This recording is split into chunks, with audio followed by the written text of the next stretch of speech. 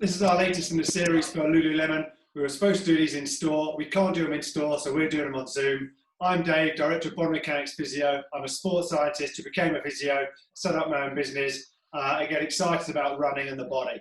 I'm presenting in unison with Dan Hughes, strength and conditioning coach. I'm going to introduce himself.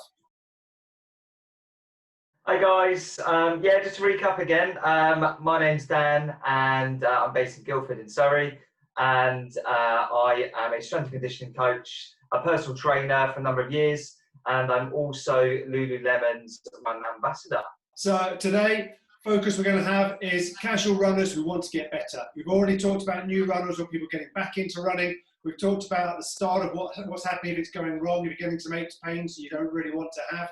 So today's focus is on the runner who wants to run better. So Dan's going to take the lead. He's going to talk you through some training. I'm going to step in afterwards to talk about things you want to think about, but it's all yours, Dan. Thanks, Dave. So today is going to be looking at your park runner, or your runner that really enjoys it but wants to improve their performance. Now, there are a number of things you have to hit and tick boxes to improve your performance. It's more than just going out and running over and over again. Okay, we have to have some sort of structure in place. So with that structure, we're going to look at goals and how we can set goals. We're going to touch on a training program and sort of how we can integrate different variables in our training, and also consistency in our training. So first off, with goal setting, it's really important to have something to aim for. Now, regardless if you are sort of your casual runner, you are your park runner 5K distance, or you're a regular 10K runner or further, half marathon, you need to have those goals in place. Now, be that to improve your time over that set distance, which is generally one of the most common goals.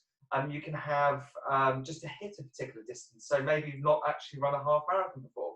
So you can say, right, I'm gonna just aim for that distance over whatever time. And it's really important to have this because it gives you something to aim for and keeps you motivated, and also a measurable variable. When you hit that target, you say, right, I've ticked that off. Now I can look to move on to my next target, my next goal. So initially, before we sort of enter a training program, ask yourself, what am I trying to achieve from this? Is it going to be improve my parkrun 5K time, or am I just going out, willy-nilly, or am I doing it regular to improve performance? Secondly, looking at our training programs and our variables with our training, there are so many different ways in which we can program with different runners, and different abilities and capabilities and what their goals are. You have to take into account what the goal is. There's no point training a 5K distance when you're looking to improve your half marathon time. It's got to be specific to that goal. Ways in which we can train, especially when we're looking to push distance rather than trying to decrease our time over a set distance, is going to be integrating some lower intensity steady state exercise. It's working around about 60 to 65% of our heart rate zone, and over a prolonged period of time. So I would probably work at that level, maybe for say an hour to 2 hours, depending on what I'm going for. Because if I'm going for a longer distance, the road a bit longer, I want to be looking to match or almost match the distance that I'm going to be running. If it is sort of shorter distance, we're trying to break down the time and decrease our time a little bit over that distance. We can include some shorter, harder sessions. So things like hill sprints are really good. That's going to take you up towards more of our anaerobic training zone, whereas with our lower intensity exercise, we're going to be working within our aerobic training zone. Now, when we're in that harder session, the time is going to be decreased, but then you're going to be trying to push that heart rate up a little bit more, and really sort of grit your teeth and run through. And they are tough sessions. So that sort of thing is really going to help you with decreasing, say, your 5K time, and to some extent your 10K time as well. They are good to mix in those training sessions with lower intensity training sessions, because that's going to increase your capacity to work at that level of heart rate, but also that will cross over nicely, so you can run harder, not at the same level, but run harder for longer. So again, that's going to cross over to our longer distance. Also, we can work in some interval trainings. So that sort of thing is going to be a harder section of work. So say maybe we're running about 70%, 75% of our maximum heart rate for a minute, and then we're tailoring that back for say 2 minutes recovery. Then we're going hard again, and so on and so forth. And that session, or that type of session, is really good for breaking down tedium. So if you're on a longer steady state session, that can get quite boring. Those shorter interval sessions can be a bit more interesting. So you're always keeping the mind active. So in regards to sort of training volume, and by training volume, I mean how many sessions per week. I tend to sort of, if you are looking to improve performance, you do have to sort of get out and do what you're looking to achieve. Almost, you know, you have to get out on the road and run. So I tend to do one longer run per week, one shorter, harder session, a continuous session. So maybe I might go out and do a 4K or 5K, but trying to push the intensity up. Again, probably to that 75–80% heart rate zone for a longer, for a short period of time. And then include a interval training session where I probably go out for time rather than distance. So maybe I go out for 30 minutes and I work on, say, 1 minute hard, 2 minutes recovery, and so on and so forth. And obviously, like we've said in all of these webinars, introduce some level of strength training. Okay, so that is going to cross over really nice and give you strength and stability while we're running at these different tempos and different sessions. Now, this is all good and well to have that structure of training program.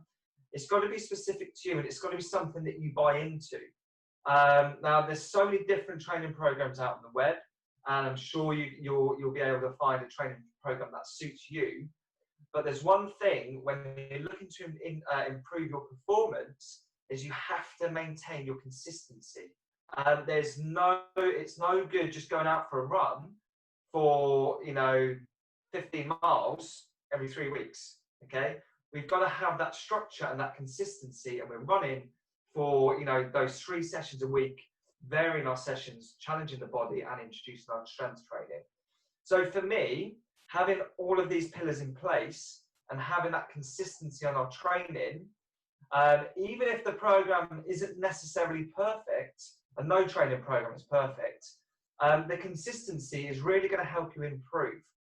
And when we do go back and say retest our 5K, 10K, half marathon or marathon distance, we're going to see a difference in performance, or hopefully an improvement in performance, because you've had that consistency with your training, that structure, and you are going to see hopefully you smashing through your goals. So again, I really try and keep it all simple. Hit the goals, make sure you've got the right training program, and keep that consistency in your training. So I'm going to pass you back over to Dave now, and he's going to run through some of the physiotherapy side of things when regards to improving performance. So over to you, Dave. So brilliant. As we're starting to improve our training, as we're starting to push ourselves harder, faster, longer, integrating those different systems, from a physio point of view, what I'm always keen for is that we're doing things as regards the body symmetrically. So if you're the key factor we often see when you see casual runners is a lopsided run. People working harder on one side than the other. People not using the upper body in the same way, one side compared to the other. So as you are changing your training setup, as you're setting yourself these goals, as you're doing more strength training, as you're doing these concerted efforts at working in an aerobic level or an anaerobic level, i.e. longer and slower or faster and shorter, then you need to make sure that your body is working the same on both sides. And it sounds really simple. It's really difficult. The body is a coordinated system. When we look at it, what we want to know is that people are practicing doing the patterned movements they're going to do when they run, but they're doing them without actually running at the same time. So you don't have to think about the movements, they become automatic.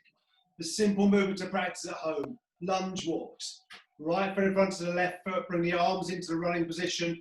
Keep walking forwards, left foot in front of right foot, right foot in front of left foot. Go into these lunge patterns, moving the arms at the same time.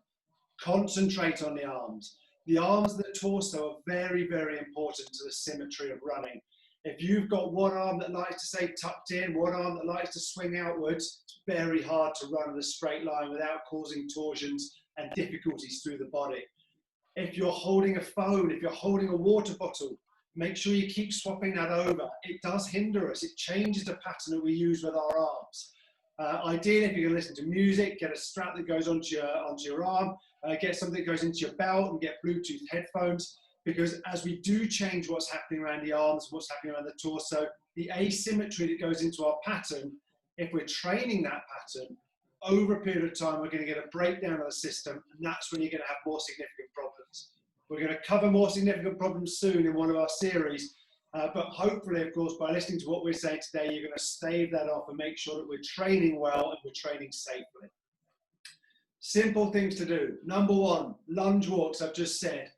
Left foot forwards, right arm goes forwards. Then right leg forwards, left arm goes forwards. Practice standing on one leg. Stand on just your left leg, lift the right knee up.